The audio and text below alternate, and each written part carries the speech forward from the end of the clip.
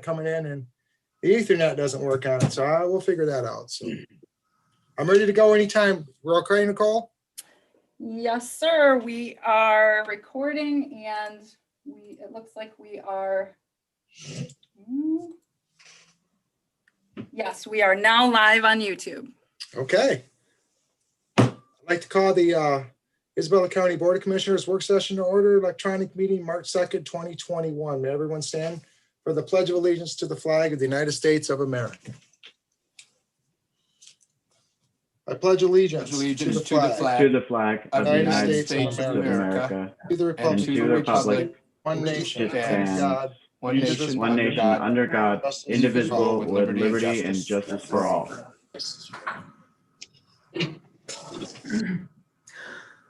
Okay, who do we have for the clerk tonight? Oh, Deputy Clerk Young. May we have a roll call, the roll call, please. Commissioner Hutchinson, Terry Hutchison, present. Reporting from my home in Nottawa Township, Isabella County. Commissioner Engler, Here, and I am participating remotely from my home in Deerfield Township, Isabella County, Michigan. Commissioner Jelezinski, Present, participating from my home in Chippewa Township, Isabella County, Michigan. Commissioner Horton, Present, I am participating from my home in Union Township, Mount Pleasant, Michigan. Commissioner Marino, Here, participating remotely from my home in Mount Pleasant, Michigan, Isabella County. Commissioner Swaney, Here, attending remotely from my home in Mount Pleasant, Michigan, Isabella County. and Commissioner Hope. Present and attending remotely from my home in the city of Mount Pleasant, Isabella County. All present, Mr. Chairman. Thank you, Deputy Clerk. Next up, approval of the agenda. We have general public comments, presentations, and special reports. Appointments to boards and committee reports. First up, Finance and Administration Committee. Finance and Administration is all set, Mr. Chairman. Thank you. Next up, Criminal Justice and County Affairs Committee. Criminal Justice and County Affairs Committee is all set, Mr. Chairman. Thank you. Next up, Human Resources and Public Works Committee. Human Resources and Public Works Committee is all set, Mr. Chairman. Under Intergovernmental Affairs, Vice Chairman Hope, do we have anything? None today, Mr. Chairman. All right. Under Administrator Controller, we have nothing listed, nothing under unfinished business. Under new business, we have 3 closed sessions. Then we have general public comments, announcements, and adjournment. Can I get an approval for a motion and support for approval of the agenda? So moved, Marino. Support. Swaney. We have a motion and support for the approval of the agenda. Any further discussion? Hearing and seeing none, can we get a vote? All in favor, say aye. Aye. Opposed, the same? We have an agenda. Next up, general public comments. Nicole, do we have any general public comments? We do not have any for general public comment at this time, Mr. Chairman. Thank you. We'll hold for just a few seconds to let anybody that wants to come on and speak. Okay, hearing and seeing none, now we'll move on to presentations and special reports, which I have nothing listed. So next up, we'll move on to appointments and boards and commissions, which we have nothing. That takes us to committee reports. First up, Finance and Administration Committee. Thank you, Mr. Chairman. Item number 1 is consider accepting and placing on file the February 18th, 2021 routine personnel items as presented. And what we have there is a couple step increases and 2 new hires, Carol Underhill and Kimberly Sweet with the Commission on Aging. Okay. All right. Anybody have anything with that to add? Any questions or comments? Hearing none, then that item will move forward to tonight's agenda. Very good.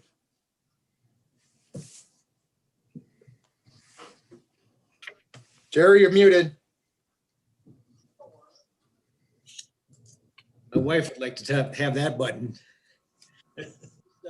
My item is consider ratifying and placing on file the February 12th, 2021 invoice list in the amount of $262,169.81 the February 19th, 2021 invoice list in the amount of $1,334,834.77, and the adjustment list dated February 25th, 2021. Going to the February 12th list, the items that are listed over 5,000, we have a couple of contract payments. One is to monthly or Preston Community Services for the equalization contract. That's 11,500. We also have a check going to Edward Sparrow Hospital for $11,308.08, and that's the medical examiner contract. Then we have 3 drain projects that are either repair or construction on the drains. And they range from, looks like $25,328 to $57,715. We have 19 Dell desktop computers going to various departments. Bill is going to be paid to Dell Marketing, $29,929.95. Then we have a state personal residence exemption denial of $5,095.98 paid to Jason Judge. Highfields Incorporated will receive a check for $6,477.76. And this is for services provided to the courts for childcare. Any questions on that list? Look pretty standard. Moving on to the February 19th list. We have our biweekly contract amount of $5,900 for hats for our animal control people. Integrated Architecture has a payment coming of $100,388.40, and that's the January jail architectural services. Spicer Group has, looks like five checks that are coming. These are drain projects related to the wind farm development in the central part of the county, and they'll be reimbursed by Apex. Advanced Drainage System and Eric's Excavating, those 2 payments are for either drain trial inventory purchase or drain repair. We have 4 pass-through, and that is 4th winter tax distributions, 2 of them going to locals or intermediate school districts, Claire and Gratiot Isabella, or Claire Gladwin Intermediate School District received $42,390 in some sense, and Isabella Intermediate School District just a little about $969,782.09. Then there are 2 checks going to community colleges. Montcalm Community College, $20,552. Mid-Michigan Community College, $17,139.05. And these are, again, taxes we've collected for those institutions and being paid out. State of Michigan is getting a second quarter district court data processing fee check of $6,495, and also a second quarter circuit court data processing fee of $7,135.22. And the last bill that was listed in the higher cost is McBride Quality Care, $38,885.74, and that's monthly day treatment services contract reports for childcare. Moving on to the adjustments list, we have what's been customary. We have Gordon Food Service invoice changes due to early payment for the Sheriff's Department. We have Bader and Sons.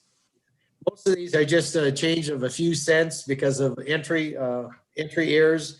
And so there's like three vendors from the February 12th list that had their invoices, payments adjusted in a minor way. We get to the February 19th list.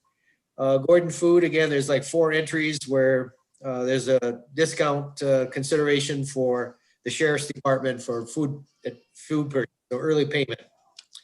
Consumers Energy has quite a few here. They're related to the various campuses or buildings that we have. And it says invoice added dollar amounts to avoid late fee. I suspect those are the actual invoice bills for those months being paid so that we don't have the late fee. Margaret, can you clarify that? That's the plan, sir. That Okay. is the plan. Yes, it is. Yeah, and I suspect because when billings go out and we go through our process, we could incur a late fee just because everybody has their own processes and procedures. So that takes care of that. The only other one that I show here is Charter Township of Union. And it's a very small adjustment due payment for due to late fee. Any questions on either of the three reports? Just a comment, Commissioner. Okay, Just for the new commissioner, maybe you already know this, but those payments to Spicer Group for engineering services, we require Apex to maintain escrow accounts. So that anything in connection with those turbines comes out of those escrow accounts that Apex funds. The engineering services, site reviews, anything to do with Tim's department, the community development. And then also there's another escrow account for decommissioning. I guess those turbines have a lifespan of 25 to 30 years, and you have to decommission them. So there's money there for that. That all came from Apex. Thank you.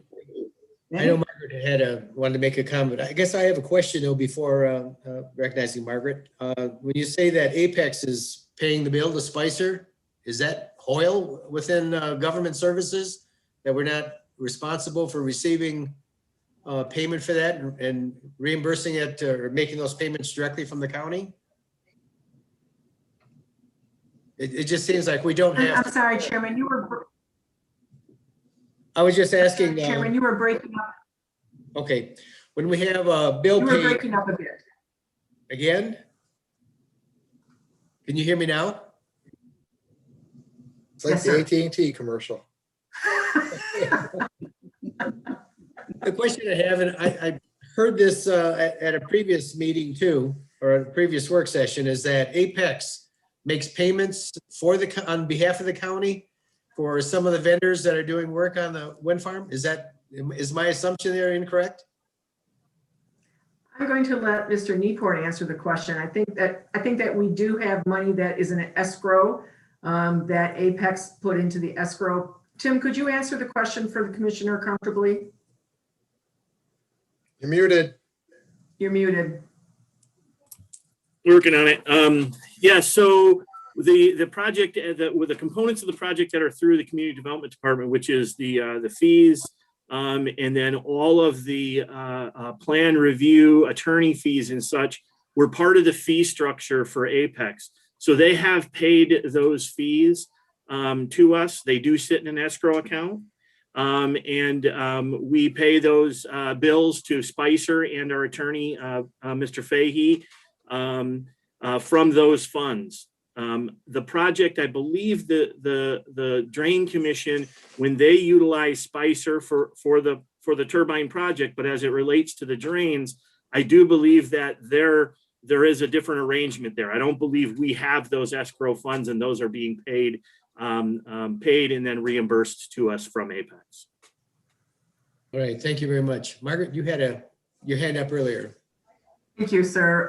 There had been a discussion, I kind of lose track of time, I don't know, maybe 6 weeks ago or longer, regarding a late fee, I believe it was in finance, to the city of Mount Pleasant for the short turnaround time for some utility payments. So I just wanted to let the whole commission know that I believe you're going to start seeing those on this report, because I have spoke with the city manager. We talked about a number of options, and probably our best option is going to pay them outside of the regular cycle. So they will show up on your adjustment list rather than the invoice list starting soon. Okay. Any other questions or comments on the list? Let's forward tonight's meeting then. Thank you. Great. We'll move on now to the Criminal Justice and County Affairs Committee. Yes, Mr. Chairman, we have one item, and that's consider approving the agreement between Isabella County Sheriff's Office and Isabella County Youth and Farm Fair for supplemental patrol coverage during the 2021 Isabella County Youth and Farm Fair, and authorize the board chair to sign the same. This is an agreement that most of us has seen except Commissioner Hutchison. It's been an agreement every year that I've been on the board. Basically, during the fair, board would like to have extra patrols during the fair period. Basically the same contract that we've been signing, except for the dates are updated to 2021. And also the amount of the wages paid to reflect the wage scale. There is an agreement I see in there where if there is no fair, there will be no charges on there. So I don't know, Sheriff, you have anything you want to say or not? It's pretty standard, been doing it, like I said, as long as I've been here. That's correct, Chris. Commissioners, pretty standard. They're looking at 2 or 3 different options for the fair, depending on everything going on in the world. So we certainly enjoy supporting that. Works out very well for us. That wage is the highest deputy salary, so we cover anything below that. So we're not out anything, and it's a good community service that we provide for them. Okay, are there any more questions? Seeing none, we'll move this forward to tonight's session. And that completes the work of the Criminal Justice and County Affairs. Thank you, sir. Next up, Human Resources and Public Works Committee. Thank you, Mr. Chair. Our first item is consider accepting and placing on file the 2020 Isabella County Planning Commission Annual Report as presented. Mr. Neoport, could you take this, please? Yeah, could I go ahead and share my screen? I'll throw the annual report up. Sure.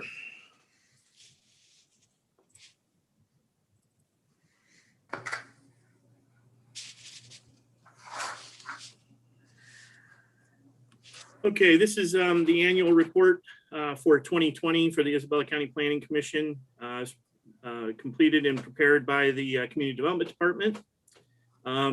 Page 2 of the document is our table of contents. Really the meat and potatoes of the document falls in section 5, where it talks about all the different actions or activities that the Planning Commission pursued this last year.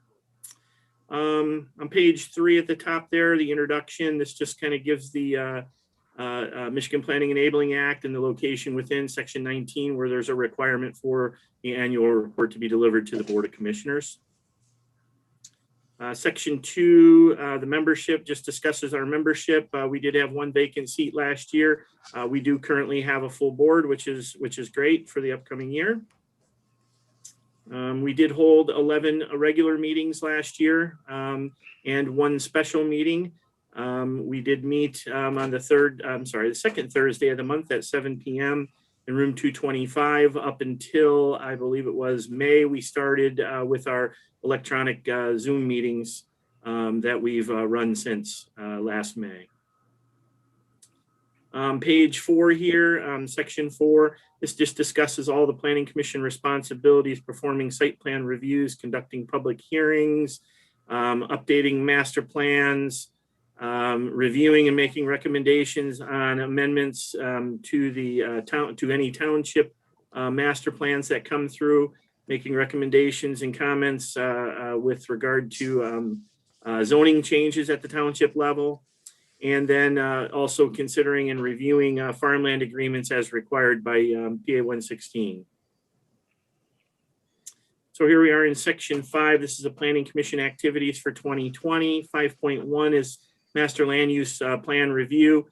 Staff reviews the master plan on an annual basis, basically on a project by project basis, and creates sort of a laundry list or a to-do list if there's modifications needed. We do have a couple items currently on that list, and we've just gotten some word from the Census Bureau that I believe all of our census data will be in by the end of, or closer to the end of the year this year, I believe in September. we'll have not just population, but all the other demographic data and information to do an update to the master plan.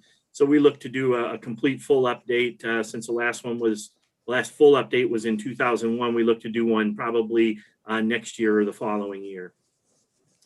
Site plan reviews, there was a total of 19 site plan reviews completed. 14 of those were by the Planning Commission. 5 were completed by staff as an administrative function. 5 of the 14 that were completed by the Planning Commission were for temporary anemometer towers or meteorological towers for the wind farm project. As you can see in the graphic, our numbers were, up a little bit. If you pulled those 5 out of there, we're pretty steady with regard to the number of site plans that the Planning Commission saw, which is somewhat remarkable for the year that we did have going through a Zoom process and such. Special land uses, we did see 8 of those. We held 8 public hearings for those, and as you can see again back to 2016, the numbers are pretty much the same. We didn't lose any ground. We didn't have anybody not doing it because of going through the pandemic and such. Zoning amendments, we had 2 zoning amendments. Both of those were conditional rezonings, and the board saw both of those and did approve those this last year. It does appear that the amendments were down a little bit over the past couple years, and they appear to maybe be a little bit further down from 16, 17, but in 16 and 17, as you may recall, those were the years where we were doing some amendments to sort of tighten our ordinance up with regard to wind energy. We did first put wind energy into the ordinance back, I believe it was in 2008. And it was some time before we heard about projects coming. And so we tightened things up and had a few more amendments in those years to complete that. So, I think we're relatively steady with regard to the amendments that we've seen. Review of township amendments. We only had 4 of those last year, which again is pretty typical, as you can see across the graphic that we provided. All 4 of those were from Union Township. 2 of them were map amendments and 2 of those were text amendments. Master plan reviews. We did have a review of the city of Mount Pleasant back in March. We received their notice for their master plan, and then 5.7 farmland agreement applications. We did only see 4 total applications for agreement, and 3 different townships, Co-Lincoln and Fremont, for a total of 147 acres, which was significantly down from 2019 of the 33 applications for just over 2,000 acres. Zoning permits and violation activities. We had 134 permits issued out of our office administratively, which appears to be a significant decrease. But in 2019, we did have 136 permits for just the turbines themselves. When we pulled those turbines out of the mix, we were pretty much within like 1% or 2% of what we were in 2020. So I think a pretty steady year for the circumstances again last year. We did do the 5 site plan reviews administratively in-house, and we did have over 100 complaints that were tended to throughout the year. And all of that kind of does include the Co-Township intergovernmental agreement and that we do have with Co-Township. And so any activities we have there would be included in those numbers. Zoning Board of Appeals had 10 applications total. 8 of those were for variances, 2 were for essential services. There was only 7 in 2019, so we did see a few more activities from the Zoning Board of Appeals in 2020. We did no training due to the COVID pandemic. And Planning Commission goals for the upcoming year are basically to maintain and take a look at that county master plan, continue to review the zoning ordinance and make recommendations to the county board where seen fit. Maintain the open lines of communication with the townships, which includes staff's participation or staff's meeting and interactions that we do have with township supervisors and or trustees, and continue to maintain the agenda item that we have, which allows for township concerns at any and all of our planning commission meetings. Then the last goal and activity, the bylaws haven't been reviewed and looked at since I believe it was 17 or 18. So we're going to establish a committee. A committee was established at the February meeting by the chairman of the Planning Commission to take a look and review the bylaws and make any recommendations for changes up to the full planning commission. And that pretty much does it for the 2020 annual report from the planning commission.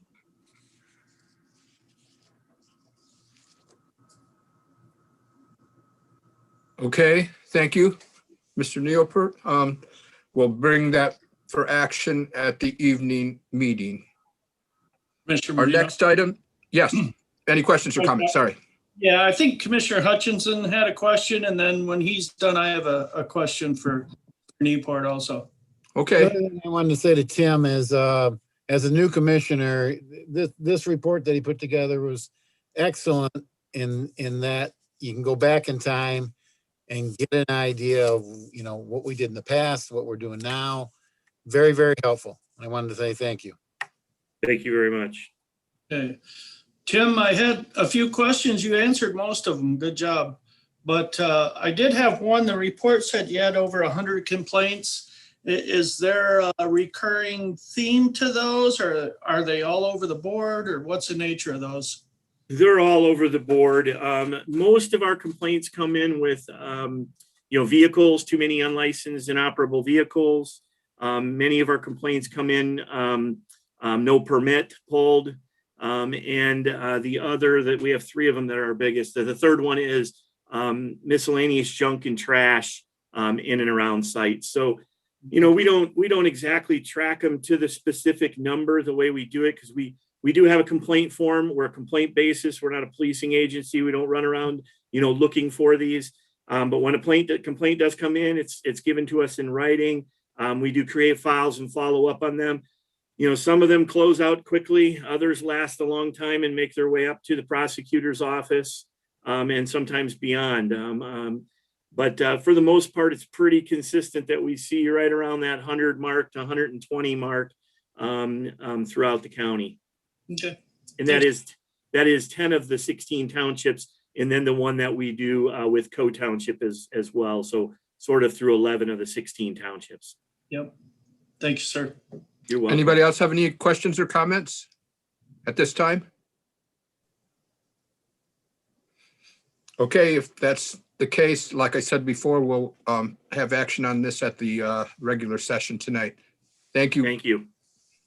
Mr. Newport. Okay, next item and last item is the temporary right of easement agreement between William D. Whitehead and Nancy J. Whitehead in Isabella County for access to Meridian Park, and authorize the board chair to sign the same. Sue Ann Cuffmar, could we have you speak on this, please? Sure. Thank you, Commissioner Marino. Director of Parks and Recs.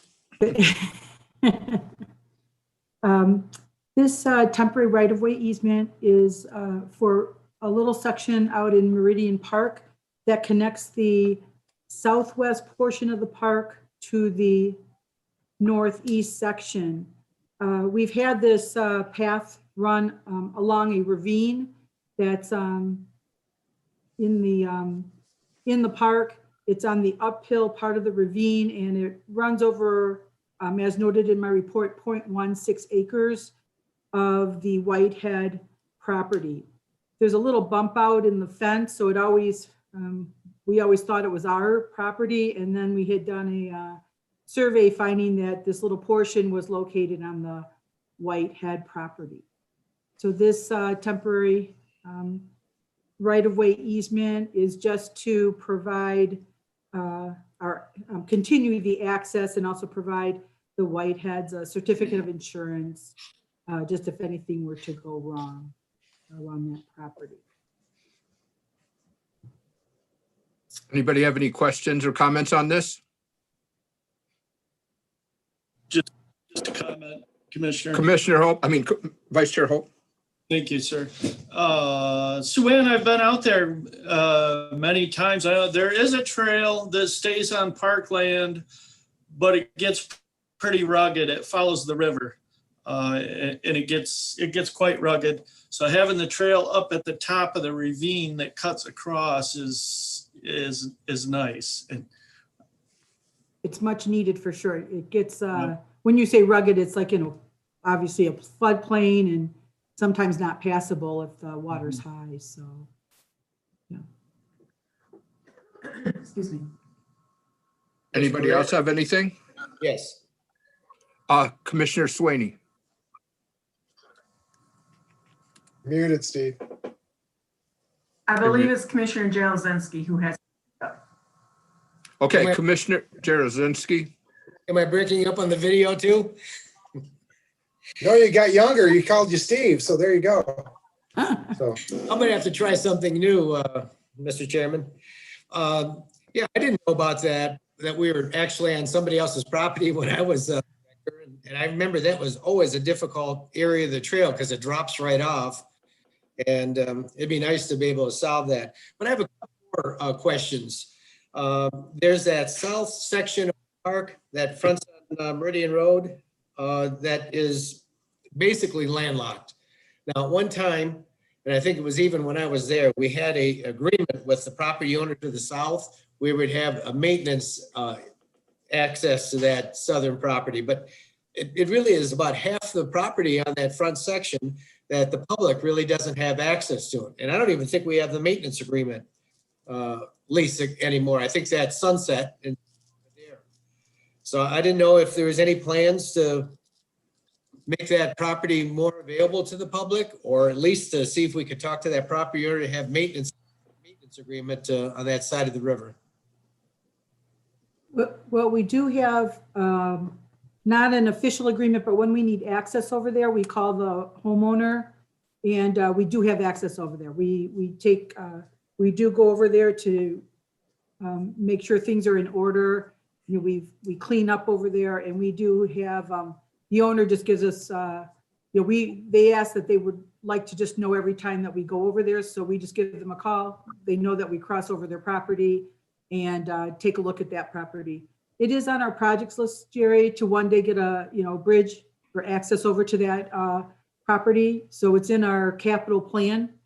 So it hasn't gone by the wayside. It's just one of That's the way it's turned. many projects, yeah. But you're right. It's a really nice little piece of property over there, but we do manage it, and we follow the management plan of the park, to keep it in, like keeping keeping motorized vehicles off that property. But that's that's a project down the road for sure, but it is on our radar. It's in our. It's a beautiful, very beautiful. And at one time it had a trout stream. I don't know if the trout are still there anymore, but the question I have is, I know with the passing of Mr. Fisher, we do the annual lease. Do you know if that's going to continue in some regard, or is there some movement to talk to the, I don't know if it's in trust now on that piece of property, because it'd be a shame to lose access to the Fisher Annex. Well, we do have the lease. The lease is still in place, and we hope that it stays in place, and we'll, are definitely looking into, maintaining the use of the Fisher Annex. So you do have continued communications with whoever has control of that property now then. Okay, thank you. Okay. Thanks. Commissioner Swaney. I'm sorry, I didn't have anything for this. Oh, okay. Mr. Chair, did you have something? no, I did not. Okay. Then that completes that work. Thank you, Mr. Koopmeyer. And we'll have Thank you. that for action at our regular meeting tonight. You're doing good on all the names, Commissioner Marino. Thank you. Okay. Next, Go ahead. okay, then that completes the work of the Human Resources and Public Works Committee, Mr. Chair. Thank you, Commissioner Moreno. Next up, intergovernmental affairs, we have no actions. Under administrator controller reports, we have nothing. Next up, unfinished business, nothing. During the new business, we have closed sessions. So we're here. So, yes, Margaret. I would like to just make a couple comments before we go into closed session about closed session. Allow me to, Mr. Chair. Absolutely, go ahead. I just want to remind everyone that the closed sessions are private. Please make sure when you go into closed session that wherever your location is, that you have privacy.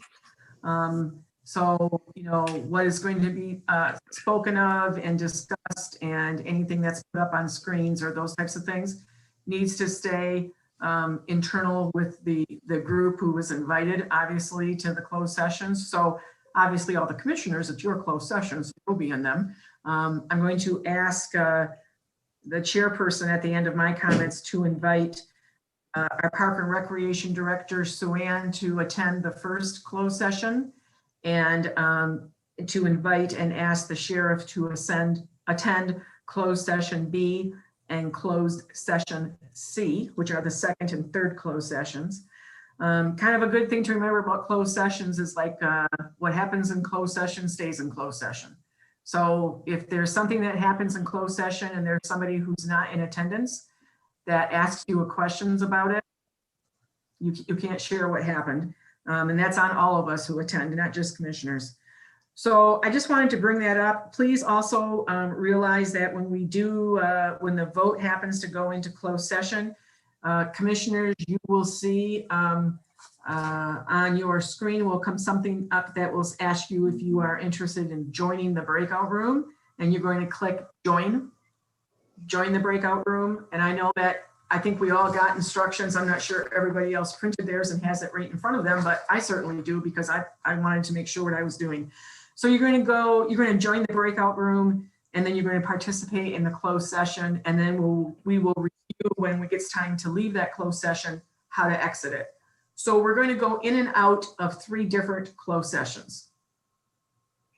Somebody said to me today that this might be a historical moment in remote Zoom meetings. Has there been a three closed session Zoom meeting any place in the state? I said, geez, I don't know, but I hope nobody's going to call me and ask.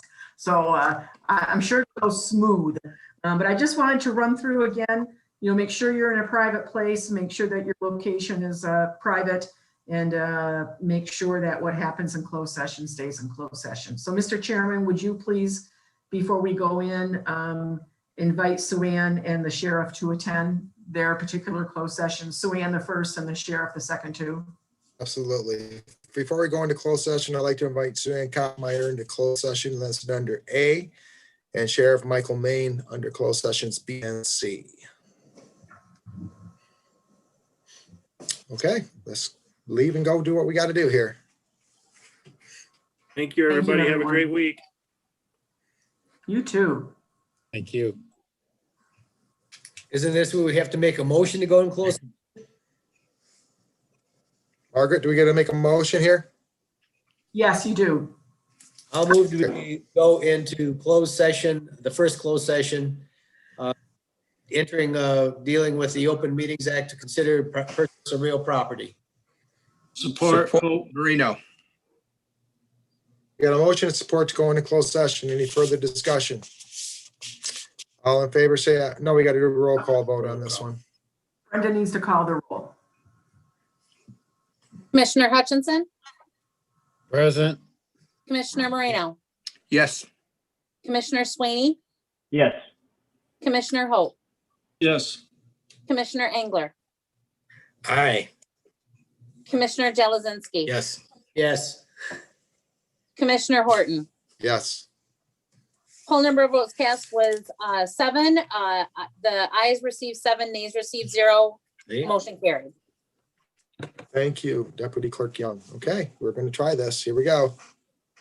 Commissioners, you should see an invitation to join the room shortly.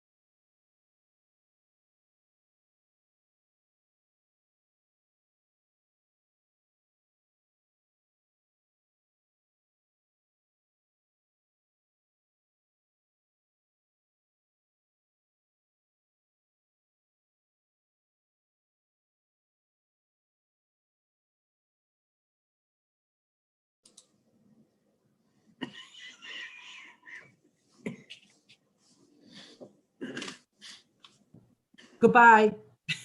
See you Bye, soon. Sue. Okay, thank you very much. Thank you. Okay. I'm sure you'd like to see me muted there. That's the first time I've shut my mouth up today. So, okay. We are now going to go can I get a motion to go into closed session So to moved, discuss the Marino. collective? Support Slaney. We have a motion and support to go into closed session. Any further discussion? Hearing and seeing none, Deputy Clerk Young, a roll call vote. Commissioner Engler, Yes. Commissioner Jelazinski, Yes. Commissioner Hutchinson, Yes. Commissioner Moreno, Yes. Commissioner Swaney, Yes. Commissioner Hope, Yes. Commissioner Horton. Yes. Whole number of votes cast was 7. The ayes received 7, the nays received 0. Motion carried. Thank you. We are going to go into closed session.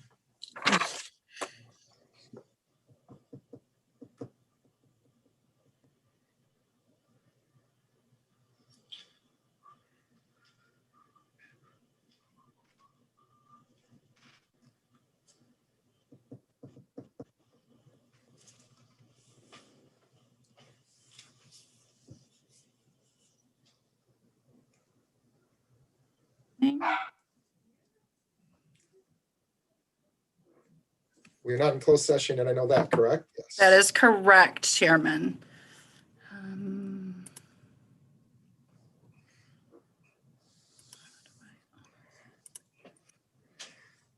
Okay. Sorry, I didn't realize I would have to delete these rooms, so I have to delete a room and Sheriff should be joining this one as well. Okay, you should be receiving the invitation to join.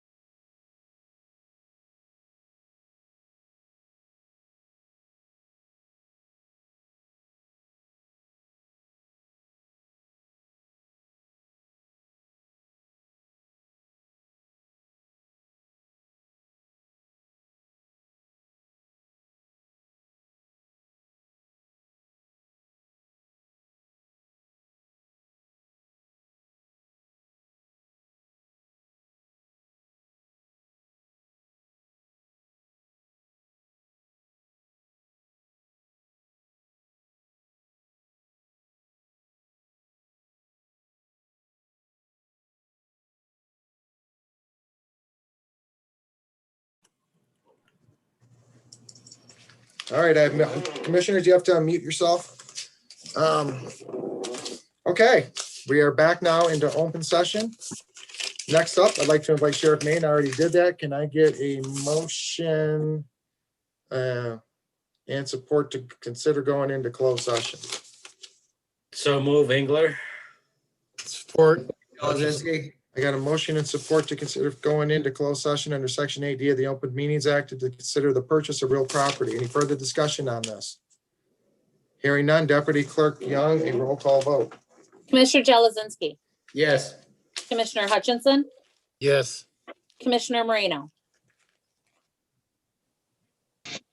Jim, Commissioner you're muted. Moreno, Oh, Jim, you were muted, Jim. No, you're not. Commissioner Moreno, Jim, can you hear us? We'll move on and we'll come back to him. Commissioner Swaney. Brenda, circle back to him. Yes. Okay. Commissioner Hope, Yes. Commissioner Engler, Yes. Commissioner Horton, Yes.